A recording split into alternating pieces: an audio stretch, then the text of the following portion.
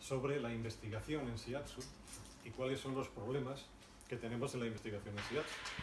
Porque claro, ahora nosotros lo que nos piden es validar esto según el método científico, pero hay una serie de problemas de fondo pues que es interesante por lo menos conocer, es interesante comentar. Luego, en enero, el día 19, es el segundo seminario, lo dedicaremos a los mecanismos neurológicos de acción del Shiatsu. Es un tema que merece por sí mismo ya una sesión única. El tercer seminario es el 23 de marzo y lo dedicaremos a medicina integrativa. Hablaremos de yin, yang, hablaremos de conceptos de subo, de meridiano, qué son físicamente, qué son anatómicamente los subos, los meridianos.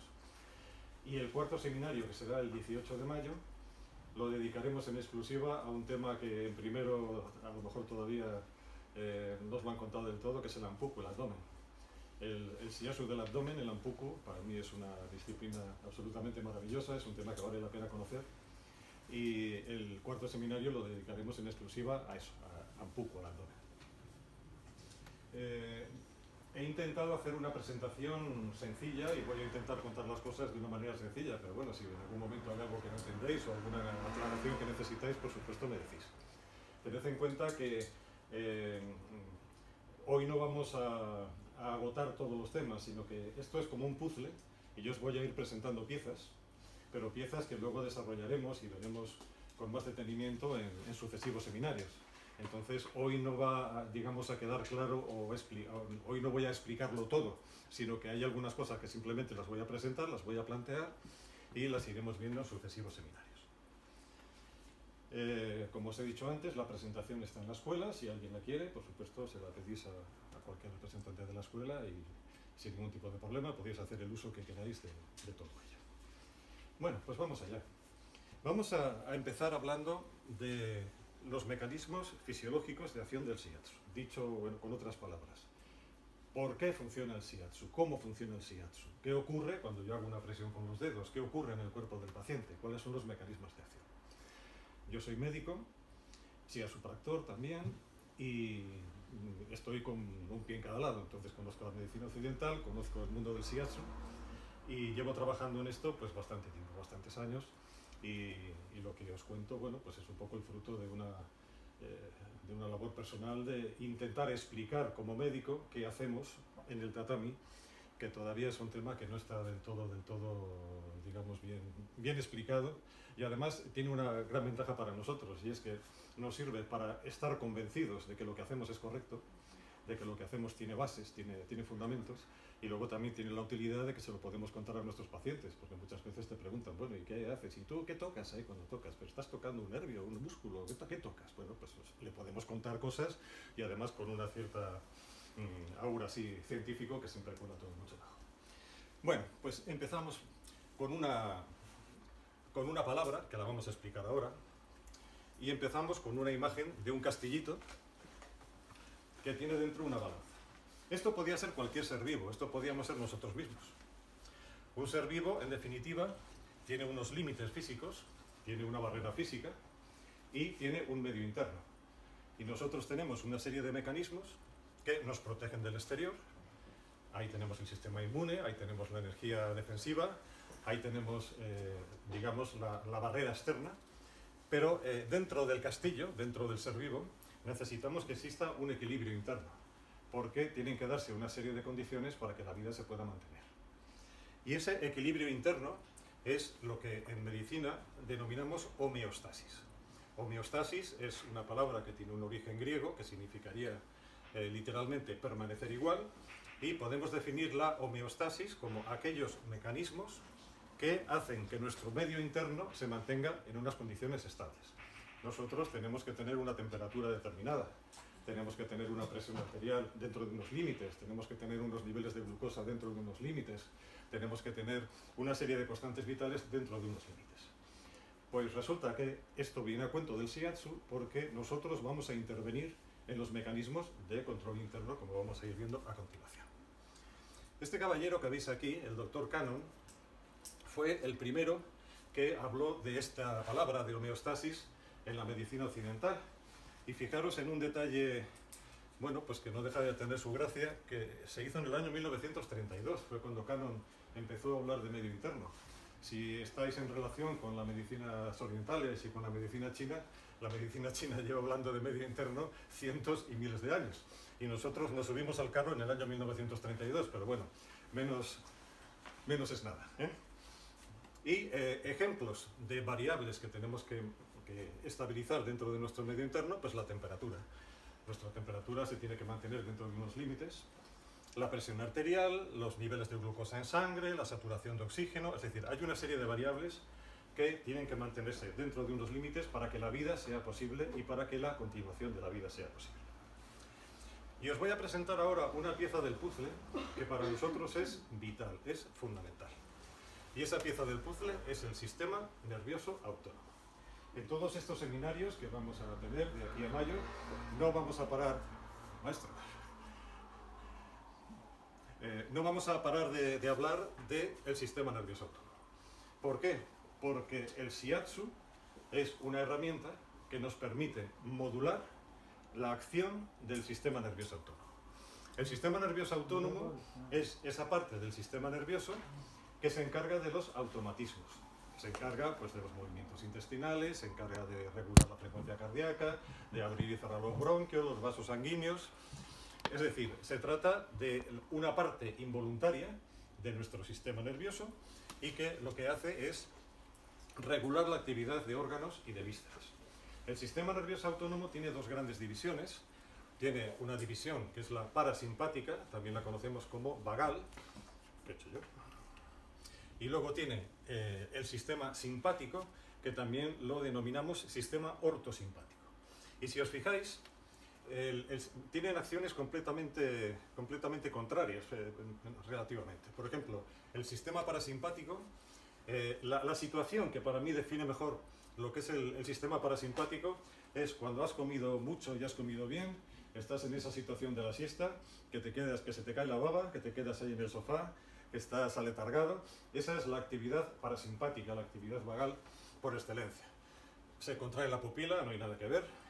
Se estimula la salivación, se estimula la secreción de líquidos, se reduce la frecuencia cardíaca, estamos en reposo, se contraen los bronquios, nos ponemos a roncar, estimula la actividad digestiva, que es lo que tiene que ocurrir en esos momentos, la vesícula biliar, y esta situación, digamos, del sistema parasimpático florido, activo, es, si os queréis quedar con la imagen, pues eso, la siesta. Mientras que el sistema ortosimpático es la imagen contraria, es decir, es una situación de máxima activación. De repente aparece un león que viene por ti, tienes que salir corriendo, y entonces hay una descarga de adrenalina y el sistema simpático está absolutamente activado. Dilatamos la pupila, vamos a ver bien que entre luz, se inhibe la salivación, se nos seca la boca. Cuando estamos en esas situaciones se nos seca la boca, se relajan los bronquios para que entre aire, se acelera el pulso y claro, el aparato digestivo no está activo en ese momento porque tenemos prioridades. La sangre se nos va a los músculos y lo que tenemos que hacer es luchar o salir corriendo. Entonces, este esquema de simpático-parasimpático, de momento vamos a presentar la pieza del puzzle, vamos a presentar el tema, pero va a ser el tema que vamos a repetir constantemente en los próximos seminarios, porque, como os decía hace un segundo, el Shiatsu nos permite modular la actividad de simpático y parasimpático. Es decir, nosotros vamos a crear efectos en el cuerpo del paciente a través del sistema nervioso autónomo. Otra cosa que os quiero presentar en este momento, aunque la desarrollaremos un poquito más adelante, es que la actividad parasimpática, la de la siesta, a nivel del cuerpo humano es una situación reparadora. Y de hecho se habla de un sistema antiinflamatorio parasimpático o de un sistema o una vía antiinflamatoria vagal. Es decir, cuando el cuerpo está en esta situación de predominio vagal, de predominio parasimpático, se ponen en marcha una serie de mecanismos de reparación. Mientras que, si estamos en un estado fundamentalmente ortosimpático, lo que va a ocurrir es que estamos en un estado proinflamatorio. Es decir, una persona que vive, como vivimos tantos, en un estado de activación permanente, va a ser muy probable que tenga problemas inflamatorios que a la larga nos van a dar problemas de salud de los males de nuestro tiempo. Entonces, el objetivo fundamental de nuestras terapias, salvo que queramos activar específicamente algo, a idea, aposta, en líneas generales, el objetivo general es llevar al paciente a este nivel.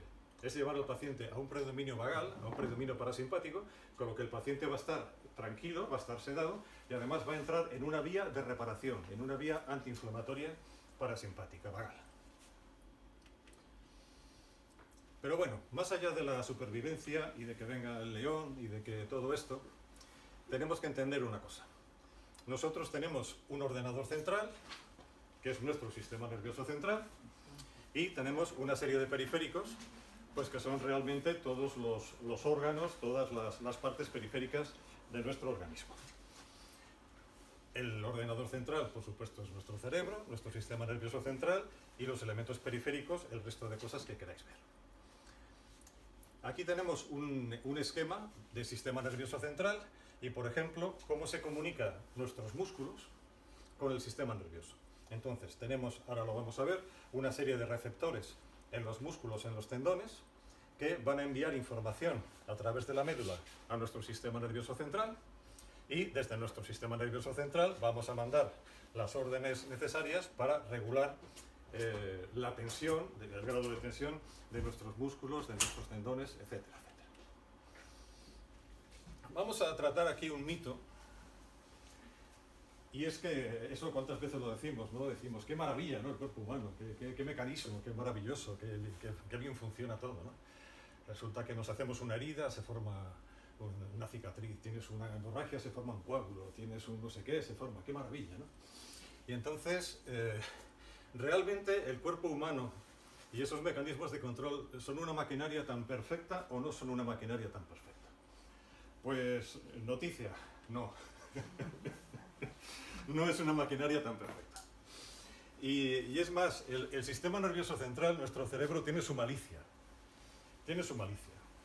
Y os voy a poner un ejemplo de cómo se las gasta nuestro cerebro en algunas situaciones. Esto resulta familiar, ¿no? Supongo que conoceréis esta situación, de ver a un niño con un ojo tapadito y bueno, pues que pobre niño, qué pena no está. Bueno, ¿qué ha pasado aquí? Pues esto es muy sencillo. Este niño tiene un problema de refracción, tiene un problema que necesita gafas. Imaginaros una persona con visión normal. Una persona con visión normal, cuando está mirando a lo lejos, tiene el ojo relajado y tiene los ojos paralelos, porque está mirando a lo lejos. Una persona normal, si le empiezas a acercar algo, tiene que hacer dos cosas. La primera cosa, tiene que enfocar, y la segunda cosa, tiene que converger. Tiene que juntar los ojos, porque claro, ya la cosa está aquí, no está en el infinito. Y el cerebro sabe, o cree saber, que esas dos cosas van juntas. Y entonces, cada vez que se enfoca, hay que hacer esto. Bueno, pues lo que le pasa al niño es que tiene un problema en la vista, necesita gafas, suelen ser ojos pequeños, ojos cortos, con un eje corto, ojos inmaduros, y lo que le pasa al niño es que cuando mira a lo lejos, tiene que enfocar. Y el cerebro dice, hay que enfocar, pues hay que converger. Y entonces, junta los ojos. Porque el cerebro cree que esas dos cosas van de la mano, van juntas. ¿Y qué ocurre? Pues que este niño, cuando está mirando a cualquier distancia, en cualquier situación, junta los ojos y ve dos imágenes. Y el cerebro está viendo dos imágenes. Ve doble, literalmente. Y aquí es donde viene la trampa. El cerebro está recibiendo dos imágenes a la vez. Y el cerebro dice, esto no. Y entonces el truco del cerebro es decir, pues ya sé lo que voy a hacer, cojo una de las imágenes y la apago. Y entonces el cerebro lo que hace es apagar las vías nerviosas que llevan esa imagen al cerebro. ¿Y qué ocurre? Que esas vías nerviosas que llevan la imagen al cerebro, a base de no usarse, se van atrofiando. Y eso en una edad temprana de la vida, que está el cuerpo en desarrollo, lo que les ocurre a estos niños es que tienen el famoso ojo vago. Y el ojo vago, que es un ojo que ha dejado de ver, pero no por un problema en sí del ojo, sino de las vías nerviosas que llevan la información al cerebro. Y entonces, ¿qué hay que hacer? Taparle el ojo para que trabaje, no ya el ojo, sino las vías nerviosas que corren el riesgo de verse atrofiadas. ¿Dónde quiero llegar con esto? Que cuando el cerebro tiene un problema y no sabe cómo solucionarlo, tiene una treta muy simpática y es apagar. Y se queda tan tranquilo. Apaga aquello y el problema ya no existe. Bueno, ¿y esto qué tiene que ver con nosotros? Pues mucho. Yo tengo un accidente de tráfico, me da un coche, tengo un esguince cervical. Y bueno, pues como no es mucho, pues ni voy al médico, o sí que voy, pero me ponen un collarín o no me lo ponen, y eso no acaba de curar del todo. Es decir, no estoy muy mal, pero no acaba de curar del todo. Y cuando ya lleva un tiempo esas tensiones ahí, el cerebro dice, esto no va bien. ¿Y qué hace? Pues lo mismo que el ojo del niño. Dice, mira, cojo la contractura muscular, la enfrío, la meto en planos profundos y desconecto. Y el cerebro se queda tan tranquilo. Y al cabo de 10 años, acaba el paisano en nuestra camilla, empiezas a explorarle, empiezas a tocarle y le dices, pero ¿tú te das cuenta de lo que tienes ahí? No. Dice, pero ¿no te duele eso que tienes ahí? Pues no. ¿Qué ha pasado? Pues que el cerebro ha hecho lo mismo que el ojo del niño. Cuando no puede solucionar un problema, lo que hace es hacerlo profundo, enfriarlo y olvidarse de él. Y entonces, cuando llegamos nosotros, lo primero que nos encontramos son lesiones profundas, lesiones frías, lesiones olvidadas. El paciente de verdad te jura y te perjura que no, que a mí no me duele, y es verdad que a él no le duele, pero ahí hay un problema que el cerebro lo que ha hecho es el clic de apagar. Y por lo tanto, en las primeras sesiones, lo que vamos a tener que hacer es resucitar la lesión, lo que vamos a volver es a hacerla superficial, a hacerla calentita, a hacerla activa, para poderla tratar y para poder solucionar el problema. Pero nos tenemos que pelear no solamente con el músculo, con el tendón, con lo que sea, nos tenemos que pelear básicamente con el cerebro del paciente que hace esas cosas tan simpáticas de olvidar. Y esto habría mucho que hablar también sobre otros aspectos ya más psicológicos. Es decir, que esto es lo que hace el cerebro. Lo que no interesa, lo que no se soluciona, lo que no va bien, lo mete debajo de la alfombra y se queda tan tranquilo. Entonces, uno de los mecanismos, ya vamos a ver cosas concretas así para enmarcar. Uno de los mecanismos por los que funciona el shiatsu. Con el shiatsu, con nuestras presiones, lo que nosotros hacemos es marcar un terreno. Es decir, le estamos diciendo al cuerpo de esa persona qué tiene que atender. Y cuando nosotros hacemos una sesión de shiatsu y empezamos a presionar unas determinadas zonas, unas determinadas líneas, le estamos diciendo al cerebro, espabila, que aquí tienes un problema y no lo estás atendiendo. Has apagado la luz, pero sigue estando ahí el problema.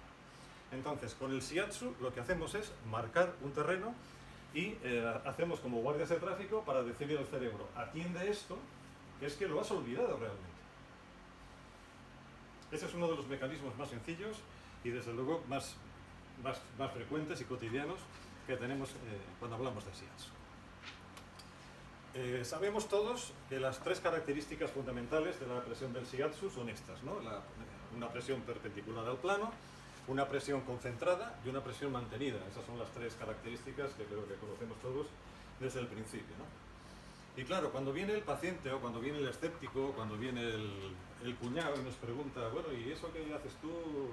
Pero ¿tú qué haces con el dedo? ¿No? Es decir, ¿sobre qué actúas con el dedo? Cuando tú aprietas con el dedo, ¿qué hay debajo del dedo? ¿Qué es lo que tienes ahí? Y bueno, pues vamos a entrar ahora directamente en ese tema de qué hay debajo del dedo y por qué nosotros, con nuestras presiones, podemos hacer cosas a nivel físico, a nivel del cuerpo del paciente. Este es para mí uno de los casos más claros y más evidentes de que las presiones de shiatsu pueden hacer cosas a nivel físico, en algunos casos bastante espectaculares. A todos nos explican que cuando trabajamos la región lateral del cuello tenemos que ser muy cuidadosos porque hay una estructura en esta zona que es el seno carotídeo y si nosotros no medimos bien nuestra fuerza y hacemos una presión profunda a nivel del seno carotídeo, ese paciente puede tener un síncope, puede tener una pérdida de conocimiento, puede tener problemas. Es decir, que una presión con un dedo puede hacer muchas cosas para bien y para no bien. El seno carotídeo es una estructura que se dedica a monitorizar la presión sanguínea. Entonces, es una estructura que es sensible a la presión. ¿Pero a qué presión? En principio a la de la sangre, en principio. Y entonces, cuando hay poca presión sanguínea, el seno carotídeo dice, aquí hay poca presión sanguínea y tiene que hacer unos mecanismos de compensación para subir la presión arterial. Si aquí hay un exceso de presión arterial, el seno carotídeo manda su señal y le dice, oye, baja la presión, que acá hay demasiada, abre los vasos sanguíneos, hace lo que tenga que hacer para que la presión baje. Bueno, pues nosotros con una presión de nuestros dedos podemos llevar a error al seno carotídeo, porque si yo presiono el seno va a decir, aquí hay mucha presión, hay que bajar la presión de la sangre. No, la presión es la mía, la que estoy haciendo yo, pero el seno no lo sabe. Entonces, este es el problema de trabajar la región cervical lateral y la prueba, una de las más evidentes, de que una presión con nuestras manos, una presión con nuestros dedos, tiene efectos físicos, pero además inmediatos, en este caso sobre el control de la presión arterial. En líneas generales, estos mecanismos de control interno, todas son lo mismo. Para una variable, en este caso la variable sería la presión arterial, hay un sensor, el sensor en este caso es el seno carotídeo, hay un centro de control que estará donde esté, no vamos a entrar ahí, y digamos una respuesta. Y eso siempre va a ocurrir, por ejemplo, con la tensión muscular, va a ocurrir con muchas cosas de las que nosotros tratamos. Otro tanto ocurre con la tensión de nuestros músculos, de nuestros tendones, porque, como sabemos todos, hay una serie de receptores. Unos están situados en el tendón, otros en el propio músculo, otros están situados en las articulaciones, en diferentes sitios, que lo que hacen es monitorizar el grado de tensión que tiene ese músculo, que tiene ese tendón. Entonces, nosotros también podemos engañar al sistema con las presiones de shiatsu. Yo, por ejemplo, me presiono en un vientre muscular o presiono en una inserción y entonces los medidores dicen, oye, que aquí hay mucha presión, que aquí hay mucha tensión. Y entonces le mandan al cerebro la orden de decir, afloja, afloja que hay mucha tensión. Pero claro, la tensión que hay es la que yo estoy induciendo, la que estoy induciendo con mi tacto. Entonces, el shiatsu, uno de los mecanismos de acción más importantes que tiene, es, por una parte, efecto directo. Es decir, tú puedes coger un músculo y literalmente lo puedes estirar. Puedes coger un tendón, literalmente lo puedes estirar. Puedes coger una articulación y puedes forzar el arco de movimiento. Pero también estamos actuando por un mecanismo indirecto y es a través de los sensores que controlan la tensión de estos músculos. Ya tenemos otro mecanismo de acción del shiatsu, que es a través de los receptores específicos, engañándoles con nuestra presión, haciéndoles creer que la presión es la del músculo en concreto, en ese caso. Hay mecanismos reflejos, por ejemplo, si te acercas a un sitio caliente o te pinchas, hay un reflejo de retirada que es absolutamente inconsciente. Eso tiene lugar a nivel de la médula. Entonces, eso no llega al cerebro. Si tú, por ejemplo, te quemas o te pinchas, el reflejo de retirada va a ser absolutamente involuntario y por un circuito que se hace a nivel medular. Pero normalmente los mecanismos de ajuste que se hagan en las tensiones musculares y en el tono muscular y en muchas cosas, en realidad se va a hacer en el sistema nervioso central. Esto os lo planteo ahora de momento, pero lo veremos en próximos seminarios. Otra cosa que podemos hacer con shiatsu, movilizar líquidos. Esto es muy elemental, tampoco te hace falta explicarlo demasiado. Vosotros habréis visto que cuando una extremidad está hinchada, eso es muy frecuente en las extremidades inferiores, si presionas en el tobillo, presionas en esta zona y dejas la presión durante apenas unos segundos, cuando retiras el dedo se queda marcada la huella del dedo, ¿no? Eso es lo que llamamos la fobia, el efecto de fobia. Eso quiere decir que aquí hay líquido almacenado, sobre todo en el espacio extracelular. Estos son las células de nuestro cuerpo y el espacio que hay entre las células de nuestro cuerpo. Entonces, en las células siempre tiene que haber líquido, lógicamente, pero el problema que tienen muchos pacientes es que fuera de la célula, en el espacio extracelular, se acumula líquido. Y ese líquido se acumula, por ejemplo, por estar mucho tiempo de pie, por fallos en las válvulas de las venas, si has tenido una flebitis o lo que sea, por 1000 razones, ¿no? Entonces, está claro que nosotros, con las maniobras que hacemos de shiatsu, podemos movilizar todo ese líquido y lo podemos movilizar a través de las vías venosas, a través de la circulación linfática, y lo podemos hacer de dos maneras. Una directa, sencillamente presionando el líquido hacia donde lo queramos llevar, y la segunda vía que tenemos es que los músculos normalmente ejercen una acción de bombeo y hay una serie de válvulas colocadas periódicamente. Entonces, si nosotros movilizamos los músculos, eso también va a hacer una acción de bombeo que va a hacer que el líquido suba hacia donde tiene que ir, en dirección al corazón. No podemos olvidarnos, cuando hablamos de shiatsu, de que el shiatsu no es solamente presión, y el shiatsu no es solamente presión con los dedos. El shiatsu son más cosas. En el shiatsu son muy importantes las movilizaciones. Es muy importante trabajar en distintas posiciones, la misma cosa. Es muy importante hacer técnicas que van a resultar, digamos, como, por llamarlo de alguna forma, estiramientos complementarios al shiatsu. Y la técnica de estiramiento propia nuestra, de nuestra escuela, es el sotai, el sotai-ho. Esto lo estudiaréis en su momento cuando toque, pero en este momento lo que sí que vale la pena decir es que el shiatsu no es solamente presión con los dedos. Hay más cosas que podemos hacer y que debemos hacer, y una de ellas es trabajar con movilizaciones. Por contaros un pequeño avance informativo, el sotai-ho es una cosa muy curiosa y muy graciosa, porque en el sotai lo que hacemos es, por ejemplo, yo quiero saber qué hacer con mi cuello, y entonces digo, bueno, voy a girar para un lado y luego voy a girar para el otro lado. Entonces, por ejemplo, girando para aquí me duele más, y girando por aquí me duele menos o no me duele. Entonces, cuando pensamos así un poco espontáneamente sobre esto, parece que todos vamos a por el dolor, a darle caña al dolor. ¿Dónde te duele? Ahí vamos. ¿En qué posición te duele más? Ahí vamos. Bueno, pues el sotai, resulta que paradójicamente lo que hacemos es movilizar hacia el lado que no duele. ¿Y eso vale para algo? Pues sí, vale para mucho. Vale para mucho. Pero el sotai tiene esa característica de que movilizamos hacia el lado bueno, hacia el lado que no duele. Y aquí también puedo hacer una pequeña cuña publicitaria. Cuando tenemos un desajuste en una articulación, cuando tenemos un desajuste en un tendón, cuando tenemos un desajuste en la columna vertebral, cuando hay algo que no está correctamente colocado, eso está mandando una serie de señales que afectan al sistema nervioso autónomo ortosimpático, al simpático. Entonces, todos esos pequeños desajustes lo que están haciendo es mandar a nuestro sistema nervioso una serie de órdenes que van a ir al lado del ortosimpático, es decir, al lado proinflamatorio, al lado que no nos interesa. Entonces, si nosotros perseguimos el dolor y si nosotros vamos detrás de lo que duele y vamos detrás del desajuste, lo que vamos a hacer es alimentar ese tono ortosimpático cada vez más. Entonces, el hecho de trabajar hacia el lado bueno significa ir hacia el lado vagal, hacia el lado parasimpático. Y esa sería una de las explicaciones de por qué funciona el sotai. Pero bueno, esto, que sepáis que el sotai es una disciplina muy interesante porque es una técnica fundamentalmente de reequilibrio y en la que vamos a reequilibrar todo nuestro organismo y además agradable porque vamos a trabajar siempre hacia el lado agradable, hacia el lado que no duele.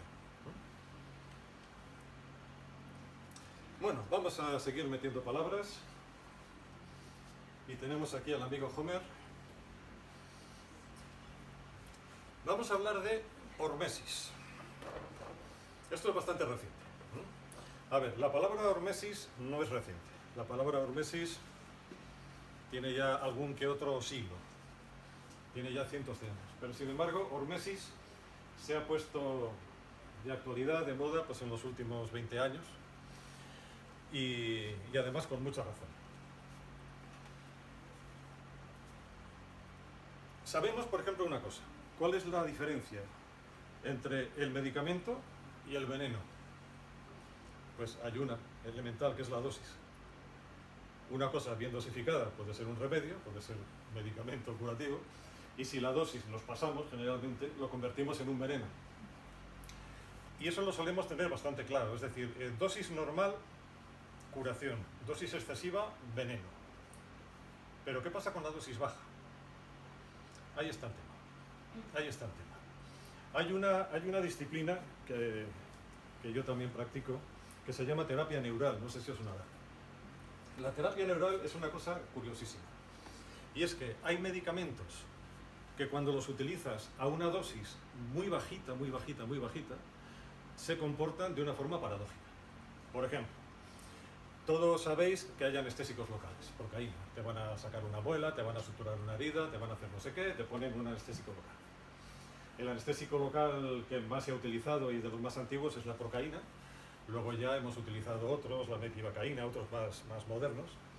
Pero con la procaína pasa una cosa muy, muy curiosa. Si inyectas una dosis normal de procaína, esa zona pues se anestesia. ¿Vale? Pero ¿qué ocurre si inyectas una décima parte de la dosis? Pues resulta que tiene un efecto paradójico porque tiene un efecto antiinflamatorio. A mí me pasó una cosa, para que entendáis por dónde van los tiros. Tenía una paciente que tenía una cefalea tensional y tenía un dolor sobre todo aquí en la zona de la nuca y estaba la mujer bastante molesta. Y entonces, bueno, pues cogí una ampollita de procaína y le hice una infiltración aquí a la altura del nervio occipital de Arnold y nada, le infiltré, pero vamos, con una aguja de insulina, pues 0, de procaína, una cantidad mínima. Si a ti te inyectan procaína para una herida, para una muela, ¿cuánto dura el efecto? Pues un rato, horas, un rato.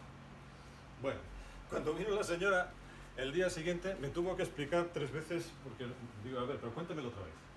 Me cuenta que salió de la consulta con la cabeza dormida, porque claro, le había dormido el nervio que va a la cabeza, el nervio de Arnold, y tuvo la cabeza dormida 2 días. Y yo decía, ¿pero 2 días? ¿Cómo 2 días? 2 días. Y a los 2 días se le empezó a despertar la cabeza. Y ya se le despertó de otra manera, ya no le dolía. Digo, a ver, pero cuéntame, seguro que 2 días, porque dices, ¿cómo va a ser 2 días? Que sí, que yo estuve tal día y se me despertó el otro. Y es que cuando un medicamento, o ciertos medicamentos, se utilizan a dosis bajas, actúan de una forma paradójica que no tiene nada que ver con la dosis normal, ni por supuesto con las dosis altas. Entonces, esto es aplicable a muchas circunstancias, a muchas cosas en la vida. Y, por ejemplo, una cosa es dosis baja, dosis normal y dosis excesiva. Y la hormesis ahora mismo tiene una explicación o tiene una función importante. Y es que vivimos demasiado bien. Entiéndase, en plan Homer allí con sus donuts y todo eso. Es decir, comemos bien, comemos de más, comemos lo que comemos. No, hombre, de todo hay en la vida del Señor, por supuesto, pero normalmente no pasamos fríos extremos, ni pasamos calores extremos, ni pasamos hambres extremas, no es la circunstancia. Y lo cierto es que nosotros tenemos unos mecanismos que nos permiten adaptarnos al medio, que nos permiten sobrevivir. Pero si esos mecanismos no los ponemos en marcha, se nos atrofian. Y entonces la gente que vive demasiado bien, por decirlo así, va perdiendo poco a poco capacidad de adaptarse. Y capacidad de adaptarse, pero oye, físicamente al medio, ¿no? Y por eso ahora lo que se dice, y eso lo habréis oído en más de un foro y en más de un sitio, es decir, es bueno el ayuno. Y es bueno el ayuno intermitente. Y tiene beneficios estar unas horas sin comer. ¿Por qué? Pues porque eso crea en tu organismo una reacción de decir, oye, que aquí hay que sobrevivir, es decir, hay que entrar en vías alternativas para sobrevivir en una situación de ayuno. O, por ejemplo, decir, es bueno pasar frío. Decírmelo a mí que vivo en Burgos. Es bueno pasar frío. No se trata de morirte de frío, pero sí, digamos, de exponerte durante un tiempo controlado al frío. ¿Cuánto tiempo se lleva hablando de ayunos? Y eso es bíblico, eso es de no sé cuántos años. Y lo de las duchas frías y la sauna, que si el calor y luego te vas al frío. Es decir, eso tiene un sentido y es llevar al cuerpo un poco al límite para que los mecanismos de adaptación estén activos, estén funcionantes. Y ahora pues hablamos de pasar sed de forma controlada, hablamos de incluso de privación de oxígeno de forma controlada, decir, bueno, voy a estar un ratito sin respirar. Dices, ya, bueno, pero es que estoy obligando a mi organismo a sobrevivir en condiciones pobres de oxígeno. Y todo eso no es ningún género de masoquismo, sino que se trata de un entrenamiento para que los mecanismos de adaptación estén vivos, estén activos, ¿no? Bueno, pues esto, curiosamente, lo hacemos nosotros con el shiatsu. Ahora lo vamos a ver, pero nosotros con el shiatsu vamos a crear un estrés celular. Hola, mami. Vamos a crear un estrés celular y lo que vamos a hacer es que nuestros tejidos, nuestras células, estén un poquito apuradas en algún sentido. Ahora lo vamos a ver a continuación. Bueno, ya veis que yo no escribo mucho en las imágenes, pero esto sí que me ha parecido interesante. En hormesis lo que se habla es de un preacondicionamiento. El preacondicionamiento, dicho de forma sencilla, consiste en exponer a nuestro organismo a situaciones estresantes en el sentido de frío, calor, sequedad, lo que sea, para que los mecanismos de adaptación estén activos, estén operativos, y eso va a mejorar nuestra salud. Y veréis, nosotros tenemos por aquí cerca expertos en todo esto.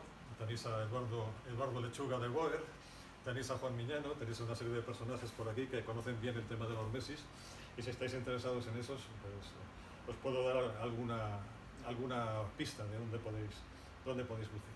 Pero en definitiva se trata de estar con los mecanismos activos. El shiatsu lo que hace es provocar un... Pero eso activaría el sistema simpático, ¿no? La inflamación. Provocar eso. Es que lo explico en un segundo, vale. En un minuto. No, sí, me parece muy bien que lo preguntéis, pero es que ahora vamos a hablar de eso. Adelanto informativo. El shiatsu lo que va a producir es falta de oxígeno en los tejidos, porque cuando tú presionas, aunque sea durante unos segundos, vas a, digamos, cortar el flujo de oxígeno en los tejidos. Y entonces va a haber una hipoxia, un déficit de oxígeno, que lo que va a hacer es que esté más, digamos, adaptado al medio, porque eso en definitiva es un entrenamiento para que sobreviva mejor en condiciones adversas. Y el shiatsu, otra de las cosas que va a hacer, que la vamos a ver ahora, es provocar una inflamación controlada. Vamos a provocar una pequeña inflamación controlada, y vamos a ver ahora por qué. Porque la inflamación es un mecanismo de reparación. Lo vamos a ver, es que en un minuto, lo tienes ahora mismo ahí, ¿no? Entonces, con el shiatsu lo que vamos a provocar es un estrés en nuestros tejidos.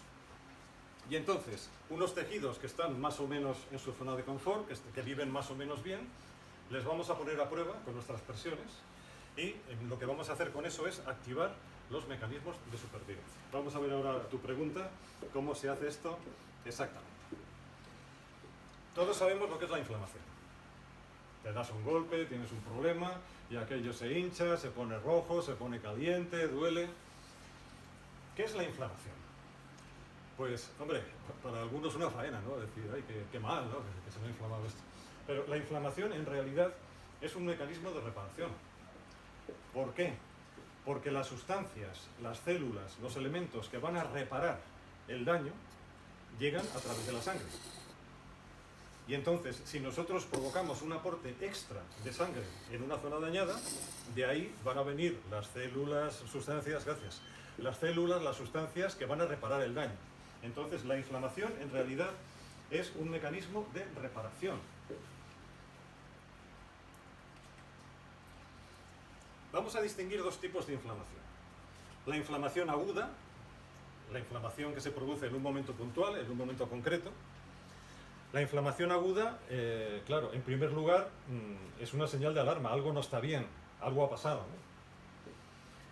Y como explicaba antes, esto nos va a permitir reparar el daño. Pero luego hay otro tipo de inflamación, que es la inflamación crónica. Y la inflamación crónica ya se convierte en un problema en sí mismo. Es decir, una persona, a ver, si yo ahora me doy un golpe y se me inflama el codo, pues ya está. No pasa nada, y dentro de unos días estoy bien y se acabó. Pero una persona que tiene una enfermedad inflamatoria, una persona que tiene de forma continuada inflamación en algún sitio, eso ya no es un mecanismo de reparación. Eso ya se ha salido de madre, eso ya está a un nivel en el que ya la inflamación se convierte en un problema en sí mismo. Y dentro de la inflamación crónica hay un tema muy interesante, que es lo que llamamos inflamación de bajo grado. Fijaros en una cosa, cuando hablamos de inflamación de bajo grado, estamos hablando de inflamación crónica, ¿no? Ojo. Entonces, hay un tipo de inflamación crónica que se llama inflamación de bajo grado. ¿Y eso qué es?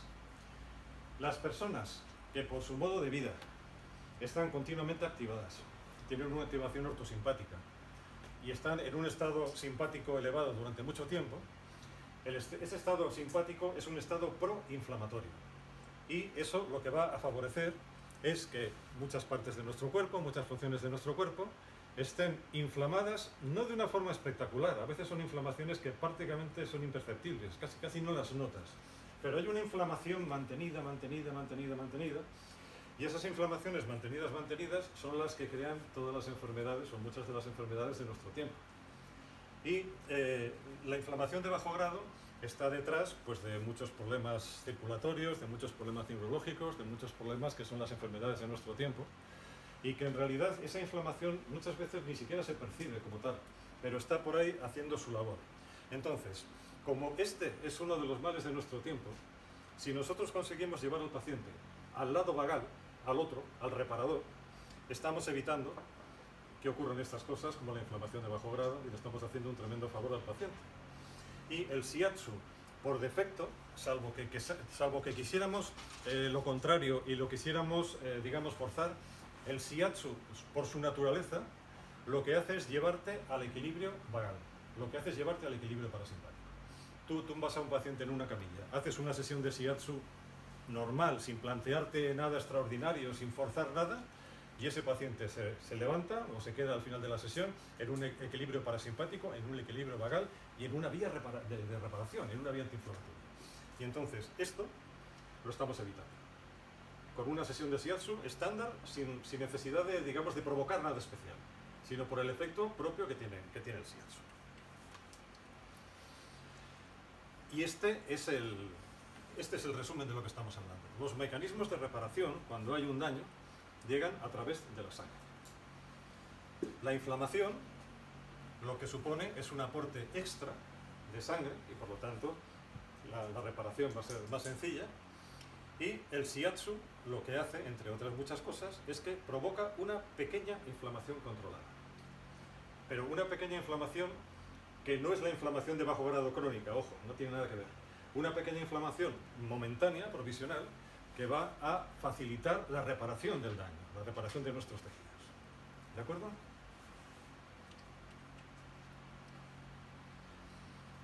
Volvemos al esquema de antes, de las tres características de la presión de shiatsu. Presión perpendicular, presión concentrada y presión mantenida. Si me permitís una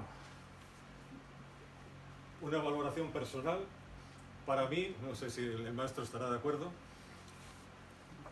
esto es lo más importante. Es decir, si tú entras, sales, y no hay presión de mantenimiento, no sé qué estás haciendo. Shiatsu no. ¿Por qué? Porque en la fase de mantenimiento es en la que se producen los cambios. La fase de mantenimiento es la que produce el cambio. Por una parte estás proporcionando un soporte físico a ese tejido, pero por otra parte, en esa fase de mantenimiento, lo que estás provocando es una isquemia, una falta de sangre en esos tejidos. Yo me atrevo a decir que un shiatsu practo que no tenga una buena presión de mantenimiento, no sé qué está haciendo, pero shiatsu probablemente no. Y desde luego, el que tenga una buena presión de mantenimiento, ese va a ir bien seguro y va a ser un gran profesional y va a tener cola en su consulta. Porque la fase de mantenimiento es la fase en la que se produce el efecto en shiatsu. Y donde quiero incidir es en el mecanismo que se produce durante la fase de mantenimiento. Vosotros sabéis que entras en el punto y te quedas apenas unos segundos inmóvil con la presión profunda y luego ya vuelves a salir. Pues esos segundos, que es 1 segundo, 2, 3, 5 segundos, dices, es muy poco tiempo, de acuerdo, pero estamos provocando una falta de sangre en ese tejido durante apenas unos poquitos segundos. ¿Qué es la isquemia? Isquemia es, pues eso, falta de sangre. Hipoxia sería la palabra para denominar la falta de oxígeno. ¿Y qué ocurre? Nosotros en nuestras células tenemos dos maneras de obtener energía. Una, que es la habitual, es una vía metabólica en la cual estamos en presencia de oxígeno. En circunstancias normales, ahora que estamos aquí tranquilamente sentados, nosotros estamos en esta vía aerobia, una vía en la que estamos en presencia de oxígeno. Entonces, la glucosa más el oxígeno, lo que van a producir es una cantidad de energía relativamente muy alta. lo que sea, 38 unidades, no vamos a entrar ahí, de lo que sea. Pero ¿qué ocurre cuando no hay oxígeno? Pues cuando no hay oxígeno hay una vía de emergencia, y esa vía de emergencia es la vía anaerobia, es decir, sin oxígeno, y la vía anaerobia también utilizamos glucosa, pero vamos por otro lado. Y en vez de obtener 38 unidades de energía, vamos a obtener tan solo 2. La vía anaerobia es la que utilizamos, por ejemplo, cuando hacemos un ejercicio físico muy intenso, muy intenso, muy intenso. Llega un momento ya que los músculos apenas tienen riego sanguíneo, que estamos ya agotados y terminas con unas agujetas espantosas. ¿Por qué? Porque la vía anaerobia genera un residuo que es el ácido láctico. Y el ácido láctico es pues responsable en buena parte de esa sensación de agujetas cuando estamos en esta vía anaerobia, con falta de oxígeno. Entonces, cuando nosotros hacemos presiones de shiatsu, lo que estamos haciendo durante un tiempo muy corto, apenas unos segundos, pero estamos creando un estrés en ese tejido y estamos privando a ese tejido de la cantidad normal de oxígeno. Y le estamos haciendo entrar en una vía de emergencia, y esa vía de emergencia nos va a generar ácido láctico, y por eso el paciente va a tener al día siguiente o a los 2 días una sensación de agujetas que es prácticamente indistinguible de la sensación que tenemos cuando hacemos un ejercicio intenso, porque el mecanismo es prácticamente el mismo. Entonces, estamos haciendo llevar a nuestros tejidos a una vía de emergencia de supervivencia, por decirlo así. Ese es uno de los mecanismos fundamentales del shiatsu. Y bueno, vamos a hablar de, como veis, voy un poco saltando de una cosa a otra, porque os voy presentando una serie de temas, una serie de aspectos que les iremos luego desarrollando concretamente en los siguientes seminarios. Otro tema interesante es el mecanismo de la llave y la cerradura. Nosotros tenemos cantidad de hormonas, cantidad de compuestos químicos circulando por la sangre, cantidad de cosas. Y esos compuestos químicos lo que hacen es juntarse a un receptor, van circulando por la sangre, llegan al receptor, se encajan en el receptor, y cuando esa sustancia química se encaja en el receptor y se encaja como una llave en una cerradura, entonces es cuando se producen determinados efectos, ¿no? Es lo que llamamos el mecanismo de la llave y de la cerradura. Y además eso está diseñado de tal manera que es tremendamente específico, es decir, una sustancia química tiene generalmente un receptor específico para esa sustancia y no para otra parecida o para... No, es que tiene que ser para esa o para otra muy parecida. Y este mecanismo de la llave y de la cerradura es lo que hace que nuestras hormonas, nuestros compuestos químicos tengan efectos a nivel de nuestro cuerpo. Pues hace 40 años, 50, resulta que se hizo un descubrimiento curiosísimo. Esto es una amapola real, una dormidera. De aquí se saca la morfina, el opio, los opiáceos. Pero a ver, el opio es una planta del campo, no es una hormona, no es un compuesto químico en principio, ¿eh? Esto es una planta del campo. Y resulta que, ¿cuál es la sorpresa de estos dos investigadores? La doctora Pert y el doctor Snyder, en el año 1973 descubren una cosa, y es que nosotros en nuestro cerebro tenemos un receptor específico para la morfina. Y dices, ¿por qué tengo yo un receptor específico para una planta al campo? Que lo tenga para una hormona, para un compuesto mío interno, lógico. Pero ¿por qué tengo yo para las amapolas un receptor esperando a que venga la amapola? Y entonces esto les llevó a descubrir una cosa, y es que nuestro cuerpo genera morfina. No exactamente morfina, pero unas sustancias que llamamos endorfinas. Entonces, nuestro cuerpo, como respuesta a determinadas situaciones, lo que hace es generar, sintetizar y liberar en la sangre unas sustancias que son exactamente iguales que la morfina, que son las endorfinas. Y las endorfinas se producen en la hipófisis, fundamentalmente, son neurotransmisores. Y fijaros, situaciones y cosas que producen endorfinas. El dolor, lógico, la endorfina tiene un efecto analgésico. Entonces, cuando yo tengo un dolor, mi propio cuerpo genera endorfinas. Y esa vía también tiene que estar, digamos, hábil, tiene que estar, por ejemplo, todos conocemos personas mayores que no han tomado una aspirina en su vida y que cualquier cosa que toman les hace un efecto tremendo, y luego otros que están todo el día tomando cosas y ya parece que nada les hace efecto. Si tú tienes un dolor, aguantas un poquito y dejas que tu propio organismo haga lo que tiene que hacer, tu propio organismo va a generar endorfinas y se te va a calmar el dolor por tus propios medios. Si al primer dolor que tengas te tomas el paracetamol, el ibuprofeno, esta vía se te va prácticamente a atrofiar. El ejercicio físico. Eso es lo que se llama pulmón de corredor. Conoceréis gente que sale a correr y bueno, tienen un subidón cuando terminan de correr, una sensación de bienestar. Mañana vuelvo a correr. Y conoceréis personas que salen a correr, se cansan, no generan endorfinas y dicen yo no vuelvo. ¿Por qué? Porque no todo el mundo traduce los estímulos mecánicos de correr en la generación de endorfinas. Pero desde luego, el que tiene la suerte de transmitir, o sea, de generar endorfinas como respuesta al ejercicio físico, es gente que son auténticos drogadictos de su propia morfina, necesitan su dosis. El sexo. Bueno, el chocolate parece que también genera endorfinas. La risa, la acupuntura y el shiatsu. Entre otras muchas cosas. Entonces, otra de las cosas que podemos decir ya, ¿por qué funciona el shiatsu? Porque cuando se levanta el paciente de la camilla, se levanta con una sonrisita así y no sabe si va para uno o va para otro. Porque tiene una dosis de endorfinas dentro que está colocado por su propia droga, por sus propias endorfinas. Y además, nosotros, por ejemplo, en la ambulancia y en el hospital tenemos un antídoto. Entonces hay una sustancia que se llama naloxona. Eso, por ejemplo, en la época, pues eso, del SIDA y de la droga y de todo eso, bueno, pues mucha gente de esta moría de sobredosis, sobre todo por parada respiratoria, porque son sustancias que lo que hacen es deprimir la función respiratoria y se morían.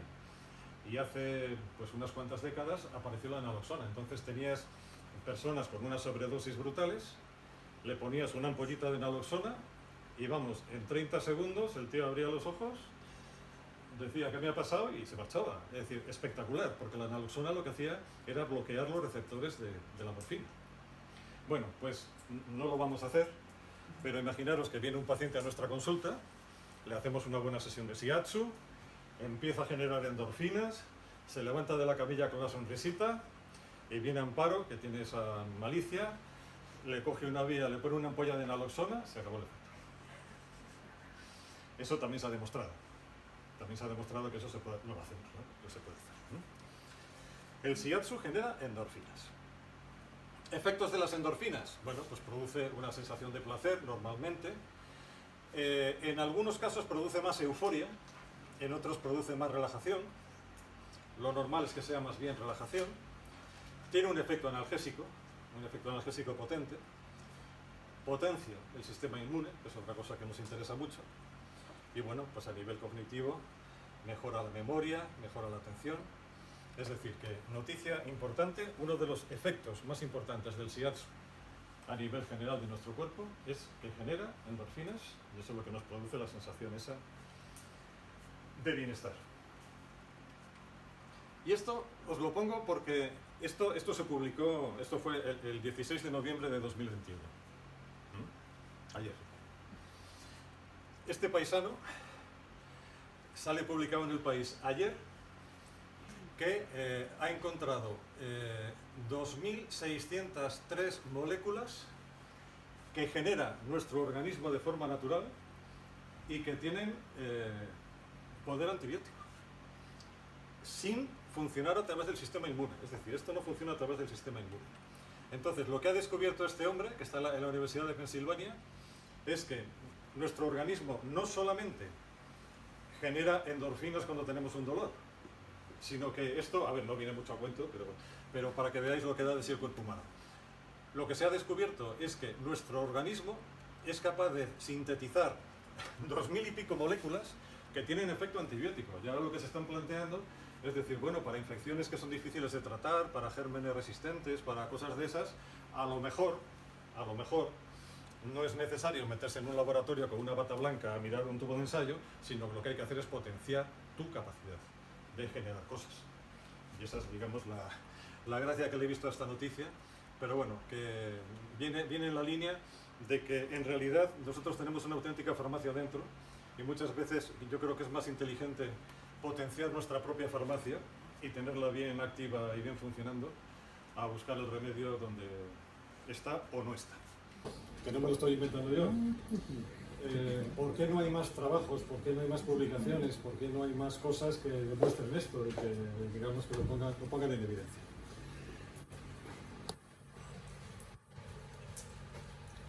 El gran problema que tiene, digamos, la relación de Oriente-Occidente, y eso pasa también con la acupuntura, es que nosotros en Occidente tenemos una mentalidad que es la nuestra y que no es la oriental. Es decir, en Oriente, si una cosa funciona, pues ya está. Es decir, Oriente tiene una grandísima cosa, tiene una grandísima virtud, y es el respeto por los mayores y el respeto por los que han estado antes que tú y han hecho cosas. Entonces, cualquiera en el ámbito oriental que entre a trabajar en una disciplina, en shiatsu, en acupuntura, en medicina china o lo que sea, parte de la experiencia de los que han venido antes que él. Y lo que han hecho antes de ti, eso se respeta, se venera, y si yo puedo ir un poco más lejos, pues mira qué bien. Pero aquí en Occidente, ¿qué hacemos? Aquí llego yo, lo que han hecho los demás no vale para nada, y ahora aquí las técnicas van a llevar mi nombre, van a llevar no sé qué, y parto de cero. Así nos va. Entonces, el oriental tiene otra mentalidad al respecto. Y el oriental, tened en cuenta que ha conseguido una bola de nieve durante cientos de años, durante en realidad miles de años, que ha ido acumulando sabiduría, ha ido acumulando evidencia, ha ido acumulando pruebas. Y entonces, si tú, no sé, vas a China y le preguntas a un chino que por qué pone una aguja no sé qué, pues te recita los clásicos y te dice, porque el libro no sé cuánto pone tal, no sé qué. Pero no necesita, digamos, lo que necesitamos los occidentales. Los occidentales lo que necesitamos es validar esos conocimientos según un método. Y ese método es el método científico. Y el método científico tiene un problema de entrada. Y es que el método científico se basa en medir, en traducir en números. Una cosa que no se puede traducir en números es inmanejable para el método científico. Entonces, os voy a contar pues, una historia un poco medio en serio, medio en broma, pero es más en serio que en broma. Imaginaros que queremos hacer un estudio científico, ahora los que estamos aquí, y decimos, bueno, vamos a demostrar que lo que hacemos con shiatsu es bueno, es verdad, ¿no? Decimos, bueno, vamos a diseñar un estudio. Vale. Y decimos, a ver, ¿y qué vamos a estudiar? Pues, yo qué sé, pacientes con lumbalgia. Bueno. Y decimos, ya está, vamos a hacer un estudio de pacientes con lumbalgia. Y entonces viene el de la medicina basada en la evidencia y dice, ya, pero es que tienen que tener todos la misma cosa. Porque si yo hago un estudio, por ejemplo, de hipertensión, o hago un estudio de diabetes, o hago un estudio de colesterol, recluto mucha gente a los que les voy a dar una pastilla que tiene la misma idéntica composición y voy a medir cosas. Entonces, si yo hago un estudio de shiatsu, yo digo, quiero pacientes que les pase exactamente la misma cosa.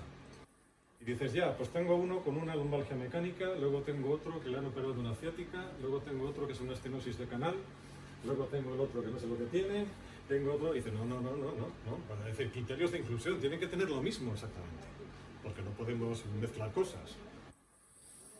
Y dices, vale, bueno, imaginaros que después de eso decimos, venga, pues conseguimos un número de pacientes que tienen todos lo mismo. Y dices, vale. Dices, bueno, pues para entrar en el estudio, a ver, no puede ser que estén tomando medicación, unos sí y otros no, es decir, o toman medicación o no toman medicación, pero a lo mejor los que toman medicación hay que excluirles. Y entonces tratamos solamente a los que no toman medicación. Dices, vale, venga, de todos los que tenías, se te van no sé cuántos, venga, estos son los que no toman medicación. Vale. Y dices, bueno, ¿y quién va a hacer el estudio? Dice, pues lo vamos a hacer el maestro Noda y yo. Y viene el de la evidencia y dice, ¿y cómo sé yo que lo hacéis igual? ¿Cómo sé yo que el maestro Noda, que es un gran maestro, hace lo mismo que un tío que viene de Burgos? ¿Cuántos kilogramos por centímetro cuadrado haces tú? ¿Cuántos hace él? ¿Cómo es la presión? ¿Cuántos segundos de mantenimiento? No, que es que yo vengo mucho a Madrid, ya, pero es que ¿cómo me demuestras que tu presión es la misma? Y dice, no, mira, que lo vamos a hacer todos los que estamos aquí. Y dice, vale, pues demuéstrame que todos los que estamos en esta habitación hacemos la técnica igual, presionamos de la misma manera, la presión tiene la misma profundidad, tiene no sé qué. Dices, vale, venga, bien. Bueno, al final no sé cómo arreglamos eso, pero decimos, venga, que sí, que ya hemos conseguido eso. Y va el que nos pone las pegas y dice, bueno, entonces ahora vamos a hacer una cosa y es comparar el shiatsu con un grupo control. Tenemos que tener un grupo al que tratamos y un grupo al que no tratamos.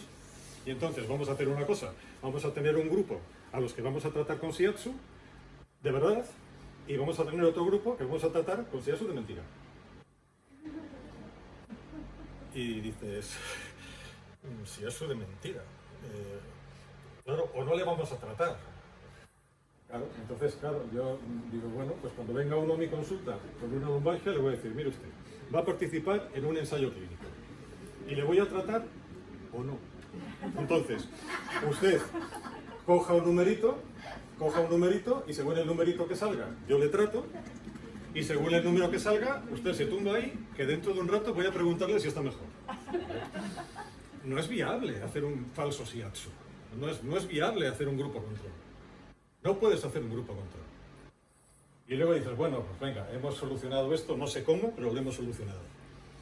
Y dices, bueno, venga, pues entonces hacemos una línea infraescapular, no sé qué, 3 pasadas, no sé qué, lo escribimos todo allí, lo hacemos. Y dice, el señorito dice, ¿y qué vas a medir? Pues lo contento que está, ¿no? Entonces cuando se vaya de la consulta yo le pregunto, ¿qué tal? Y me dice, bien, ¿cómo de bien? Muy bien. Dice, no, hombre, a ver, eso es subjetivo. Es decir, nosotros tenemos que hacer algo que se pueda medir, que se pueda cuantificar, que podamos traducir en cifras, ¿no?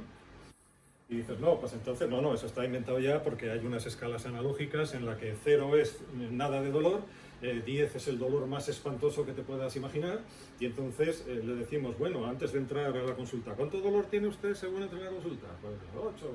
Y te dice el de las pegas, ¿y cuándo le vas a preguntar cómo está? ¿Cuando sale de la consulta? ¿Al cabo de un rato, en pleno efecto Mencken? ¿Al día siguiente? ¿O dentro de 3 días? Y dices, pues mira, al rato, a no sé qué, y a los 3 días. Y dices, pero es que, claro, la pregunta que le haces tú a los 3 días depende de lo que haya hecho durante esos 3 días. Porque no es lo mismo si se ha estado quieto, que si ha estado haciendo un ejercicio, que si ha estado no sé qué. Y dices, mira, ¿sabes qué te digo? Que adiós. Esos son los problemas del shiatsu. Esos son los problemas. El problema del shiatsu es que necesitaríamos poblaciones importantes. Es decir, nosotros en medicina occidental podemos reclutar decenas, centenares de miles de pacientes que tienen la misma cosa, les damos el mismo tratamiento, les aplicamos las mismas medidas, medimos los mismos parámetros y no hay ninguna duda sobre el procedimiento.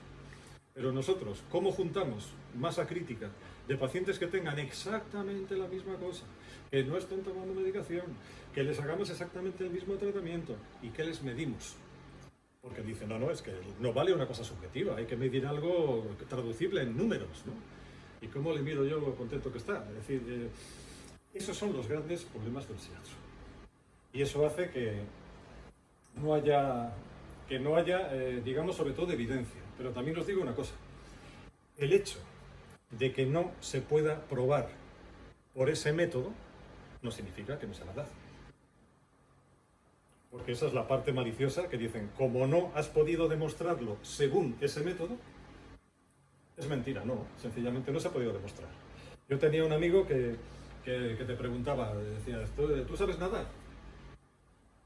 ¿Sabes nadar? ¿Puedes nadar un poco aquí, que te veamos? A ver, ¿no sabes nadar? Pues... Vale. Y claro, dices, sí, pero aquí no, es decir, no es el terreno, no es el sitio, no es el lugar. No es el lugar, ¿no? ¿Y qué pasa? Que como aquí no podemos nadar, es mentira que sabes nadar, ¿no? Es que no es el sitio, no es el medio, no es el lugar, no es la forma. Necesito estar en otro sitio, necesito estar en otro contexto, ¿no? Y claro, el gran problema del shiatsu es reclutar pacientes que tengan la misma cosa, hacerles un tratamiento que sea idéntico. Si hay varios participantes, que los participantes hagan exactamente la misma cosa, que podamos objetivar y podamos poner cifras, podamos poner números a lo que hemos conseguido. Y luego esto lo tenemos que someter a un análisis estadístico. Y viene el estadístico y te dice ya, pero para que esto tenga un grado de certeza suficiente, no nos valen 20 pacientes. Necesitamos 2000. Dices, pues... Y esa es la razón por la que no podemos realmente muchas veces explicar o justificar de la manera que nos gustaría las cosas.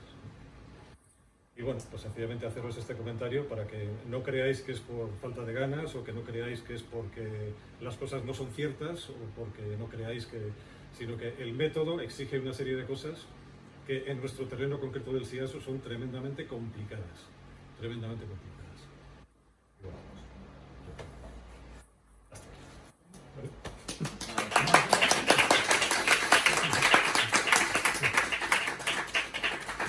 ¿Alguna pregunta? ¿Alguna cosa? Pues nos vemos el 19 de enero. Mecanismos neurológicos. Creación del shiatsu. Muchas gracias. A vosotros.